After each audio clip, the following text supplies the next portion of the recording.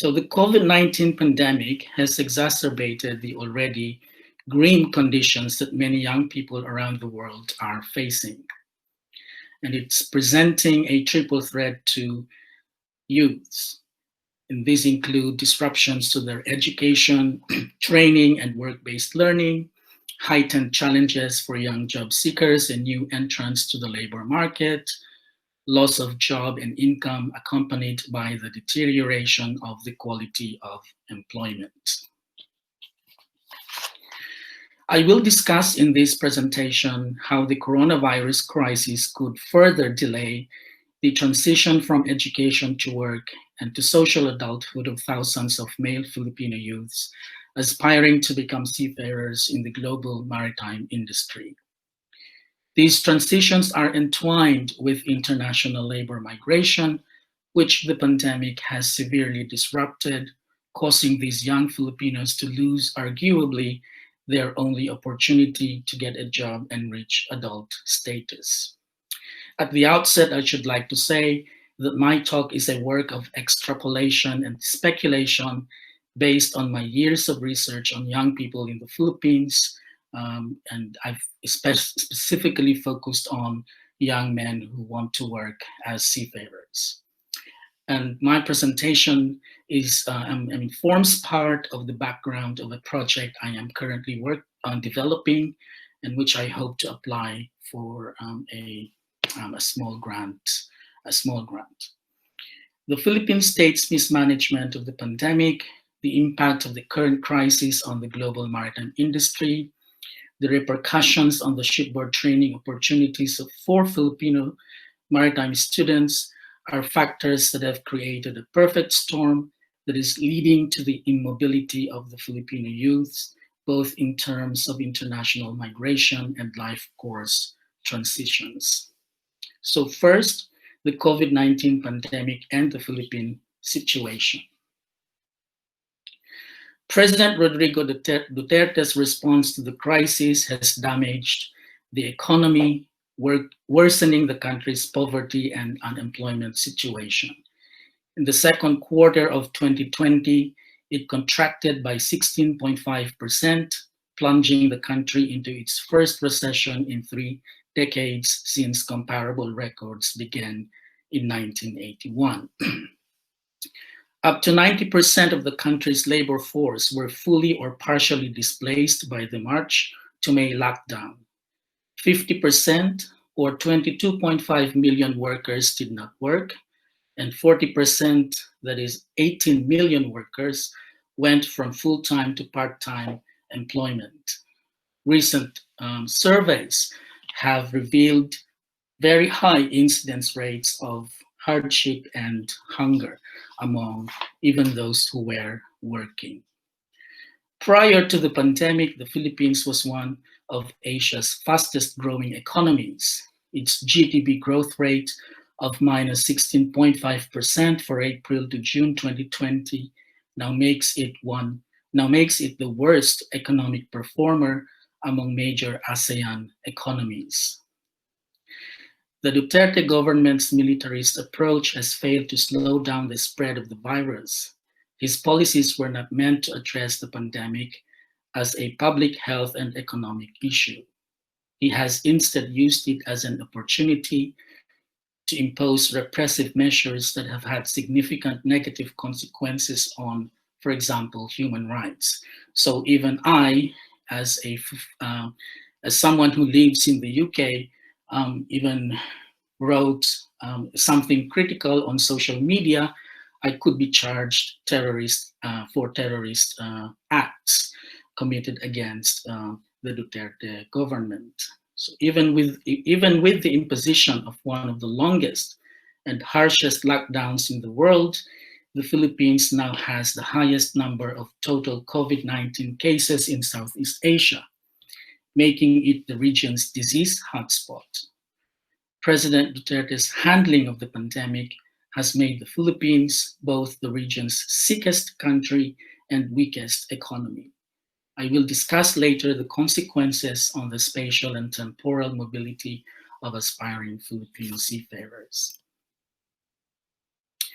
The second factor, the pandemic's impact on the global maritime industry. So the global economic repression has already led to a significant fall in merchant shipping volume. I'm focusing particularly on the merchant sector of the maritime industry, um, and this includes the tankers, containers, container ships, and cargo ships. I'm not looking at the cruise industry. The Copenhagen-based analyst Sea Intelligence estimated a 25% fall in shipping volume for the first half of 2020 and a 10% drop for the entire year. And any fall in shipping volume, of course, has repercussions on the employment opportunities of seafarers and the training opportunities of maritime students. Amidst the pandemic, the merchant fleet is facing a serious crew change crisis. Every month, around 150,000 seafarers aboard the 55,000 or so ships in the merchant fleet need to be replaced. Border closures and restrictions to port access, travel, and mobility, and the failure of governments to declare seafarers as key workers, which is making moving seafarers around the world more difficult and expensive, have led to this crew change crisis, which is now presenting a massive challenge and headache to global shipping markets as it has disrupted ship operations and logistics chains, making it more difficult for the global maritime industry to resume normal operations. Around 300,000 seafarers in the merchant fleet, whose contracts finished many months ago, are stuck on their vessels, unable to go home to their home countries, and another 300,000 unable to join their ships, therefore unemployed and reduced to hardship. This crew change crisis is making it difficult for training cadets to join their vessels and therefore delaying their training. The third factor concerns the number of cadetship positions, which I will look at in the context of how bloated the Philippine maritime education sector is. And you can see in this table that from 2010 to about 2016, the number of enrolled maritime students was really, really huge. But the number of graduates, which refers to students who finished the first 3 years of their maritime education, was only a small proportion of the total enrollment. Even lower than the graduation rate is the completion rate, which refers to the students who completed all the full 4 years of their maritime education and training. The average completion rate is just above 3,200 students. So that is a very small number. So the low success or completion rate in maritime education could indicate the small number of cadetship positions available to students to complete 12 months of shipboard training. With the deep recession the COVID-19 pandemic has plunged the global economy into, training positions for maritime students will become even more limited as they are the least of the priorities of ship owners or principals looking to cut costs and reduce losses. This situation, combined with the ongoing crew change crisis, will further delay the training of maritime students. Indeed, one of the Philippines' best maritime schools, which has the strongest ties to international ship owners and shipping companies, and hence perhaps the highest number of sponsored cadets, has already restructured the curriculum of some of these students by delaying their shipboard training by 1 year to adapt to the disruption to education and training caused by the pandemic. The worst affected by the global economic downturn's impact on the global maritime industry and the Duterte government's mismanagement of the COVID-19 pandemic are the students who have no sponsorship from international shipping associations and shipping companies. To ensure that they have access to a steady supply of competent seafarers, international ship owners and shipping companies have established sponsored cadetship programs with a number of maritime schools in the Philippines.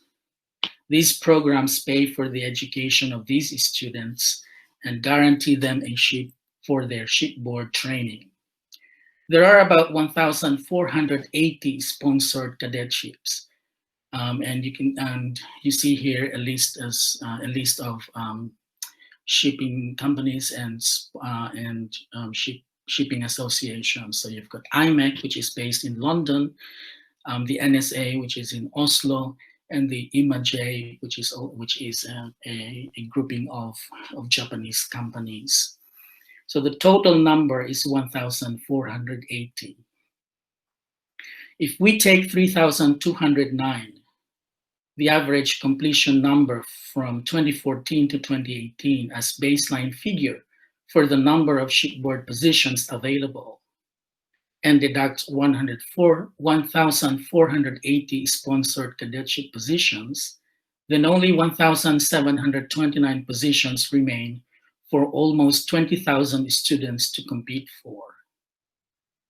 How then have unsponsored students, whose number increases cumulatively over the years, obtained a placement on a ship?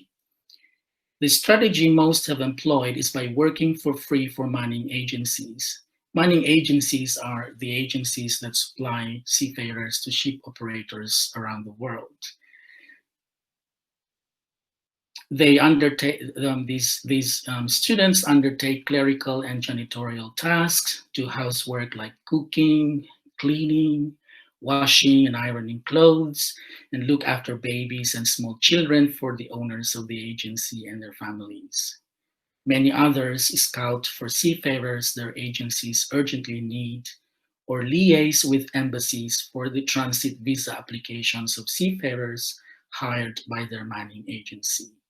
Their servitude could last for a few months or more than 2 years. While working for free for manning agencies, these young men, many of whom come from outside Metro Manila and from poor backgrounds, are financially supported by their families. The loss of livelihoods of millions of Filipinos and the restrictions to mobility that were imposed are making it challenging for many families to continue supporting these young men. Since Luzon, the Philippines' biggest island and where Metro Manila is located, was put under total lockdown in March, these young men have not been able to work for their much desired placement, as the almost 500 manning agencies, all located in Manila, conducted their activities online. With the continuing rise of COVID-19 cases in the Philippines, most of which are in Manila, it is highly unlikely that these young men will be able to resume their servitude quickly or at all. Even if manning agencies resumed normal operations, social distancing measures will require them to reduce the number of people inside their offices. Positions to work for free for manning agencies will most likely be scaled down. Those who are able to return to Manila will face extreme difficulty in finding suitable accommodation. Days before the lockdown, many dormitories where they were staying shut down. These dormitories usually had around 12, sometimes even more people to a room. If these dormitories were to reopen and observe proper social distancing measures, such number of occupants per room would be untenable. Accommodation costs will certainly become more expensive and unaffordable to already financially struggling aspiring seafarers. Apart from the health risks involved, getting from one place to another in Metro Manila to do their work will be difficult and unaffordable because of limited and prohibitive public transportation. And this is one of the things that President Duterte did, which was to destroy the infrastructure of public transportation in the Philippines, and on the pretext of modernizing it, and which has left people with who do not own their own vehicles to be stuck where they were.